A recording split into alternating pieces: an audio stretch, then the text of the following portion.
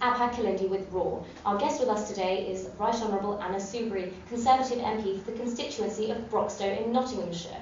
A Remain campaigner during the Brexit referendum, Anna Soubry has brought controversy within the Conservative ranks, having called the Brexit referendum undeliverable. But how does she reconcile this stance when Nottinghamshire itself voted to leave? As well as the contentious Brexit issue, we will touch on some more global affairs, such as the UK's relationship with Saudi Arabia. Anna Soubry, thank you for joining me here on Radio at Warwick. Thank you. So let's start with Brexit. You tweeted on the 14th of October that the uncomfortable truth with Brexit is that it cannot be delivered. It's time we all face the reality and were honest with the British people. We owe them a huge apology for a referendum with an option that was undefined and undeliverable. Who should apologise? Oh, politicians. Who should apologise? Politicians. People like me. Because I voted for the referendum and then said I would obviously respect the result, and if people voted leave, we'd leave. And the truth is, I think it's undeliverable. If you are to try and achieve what apparently people wanted. So if you want to secure trade, then you would stay in the single market and the customs union. But then there's a whole load of other people who'd be really pickled off about that, because they would say, well, hang on a moment, we're a rule taker, not a rule maker, we're this vassal state and all the rest of it.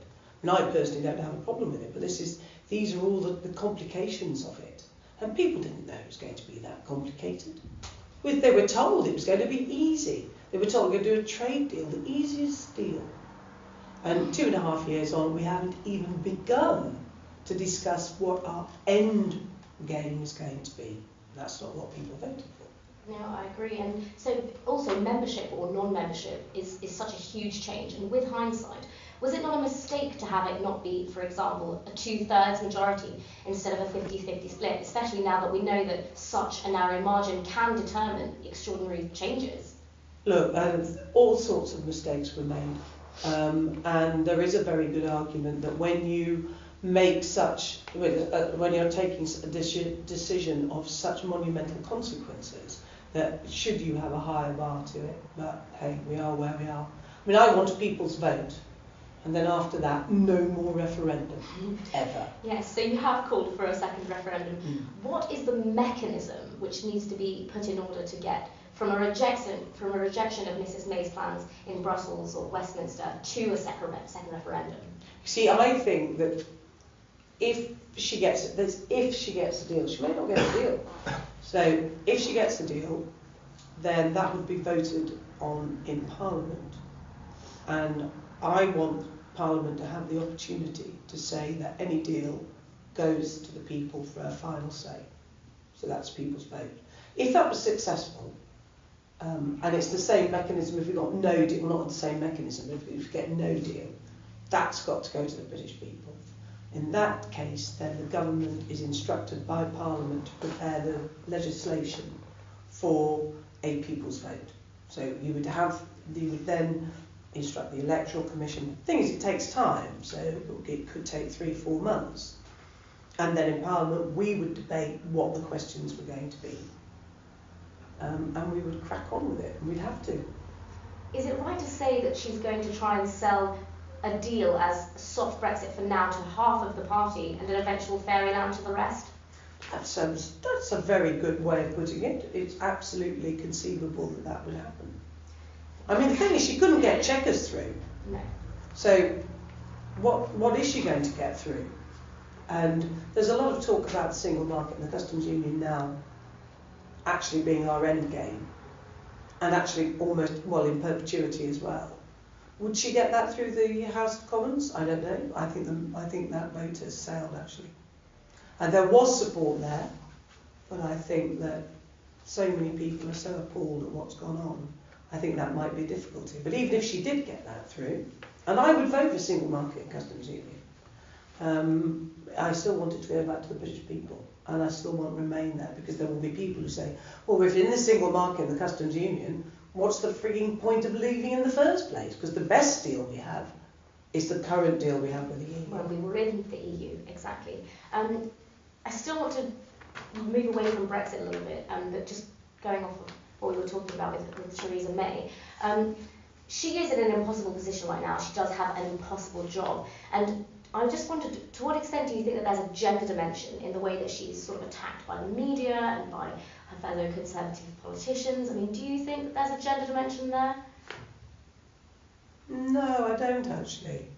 And what about the general media attacks? I do. What about the general attacks? I mean, from your talk just now in Warwick, you were saying how, you know, some people are giving you death threats, and it's absolutely terrifying. Women in general. Yeah. So there is a sort of gendered aspect. I think guess there that is. comes with politics. Yeah, I think that women politicians of whatever political persuasion get a lot more abuse. I know that my Labour colleagues definitely do. They get appalling abuse. But you've got Jess Phillips coming up soon, so she'll tell you about that. I mean, it's absolutely disgraceful. I'm really interested also to talk about a more global issue with you. I was hoping we could talk a little bit about the UK's relationship with Saudi Arabia, especially in the news. We've had to really revisit how strong should our relations be with them, especially with the recent dismembering of Khashoggi, and you know, so we have an arms trade relationship with them. What do you think our relationship is right now with Saudi Arabia, and how should it be continued? Oh, it's in a perilous situation, isn't it? Because we've had a good relationship with the Saudis, and as you rightly identify, we have sold arms. These are all governed by very strict conventions, and they are all properly scrutinised, and a lot of thought and care goes into it. But the killing of this man, the murder of this man, because he's been murdered, in the Saudi embassy in Turkey, is absolutely disgraceful. And of course the Saudi authorities are complicit in it, there's no debate about that. They've come up with all sorts of nonsensical explanations as to how this man has died. And of course we have yet to find and know where his body is. I mean, this is heartbreaking. He has real family who must be absolutely distraught that not only has he been murdered, but they haven't even had his body. So the Saudi Arabians have an awful lot of explaining still to do. So we need to make sure that we put all pressure on them to come up with a truthful and credible explanation. And then, if it is, as I fear, absolutely put at the door at the highest level, I think we should be taking action against them. And that may well include no longer selling arms to them.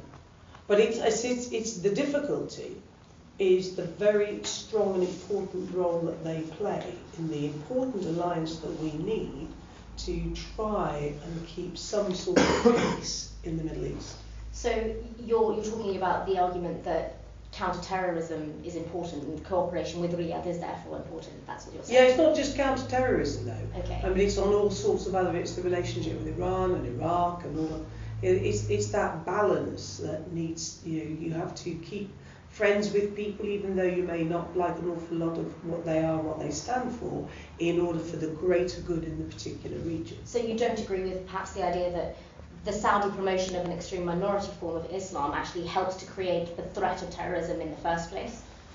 I mean, I know there were lots of rumours and clear links back to the Saudis, Saudi Arabia, over a number of terrorist incidents. But I think that's one of the reasons. I know this is difficult territory, but it's one of the reasons why we've been so keen to have a relationship with them, in order to win them over to a more responsible view in any event. And I think that that's worked. I mean, there has been progress. I mean, people shouldn't just think that because women can now drive, wow, we're allowed to drive.